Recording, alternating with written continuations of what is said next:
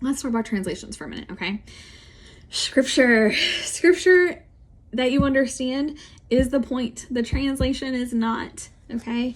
So I'm torn when it comes to King James. We talked about this last night if you were in class. Old English is part of our Western heritage. Old English is part of our, like our heritage, okay? If we are familiar with Old English, it will help us read the classics easier. It'll help us read Shakespeare. We'll have a wider vocabulary. So that is all wonderful. However, King James is the one who kicked the separatists out, right? He wasn't tolerant of them worshiping God the way that they believed that they should worship God. So when you think of the separatists, aka the Pilgrims that first came to America in 1621, they weren't using the King James. That was the everyday language that they spoke. They weren't using the King James. They were using the Geneva Bible. So just keep that in mind. Every once in a while, I hear an older person say that like King James is the only translation of the Bible, or it's the best translation.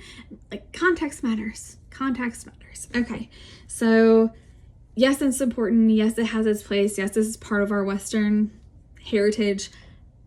It's not the only translation of the Bible. Okay, let's keep going.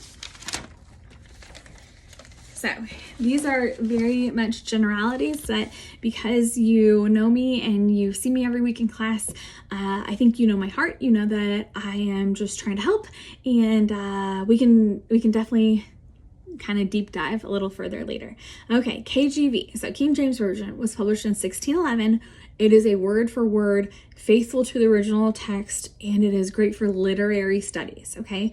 Where the literary style matters, where the poetry matters, that is your King James Version. Okay, the ESV, it's a clear, modern language. It is faithful to the original text with formal equivalence, so it's not word for word, it's idea for idea, okay? It is less poetic and is less beautiful than the King James Version. It just is. NIV and NLT, they prioritize clarity for modern readers. That's why I so often recommend it to you guys in class, because the NIV, their purpose is to make sure you are clearly understanding what you are reading. And so when we're just trying to familiarize ourselves with scripture, that's maybe when we would use NIV or NLT. In general, one more reason for the King James Version, I know I just told you about the Pilgrims and all that, separatists.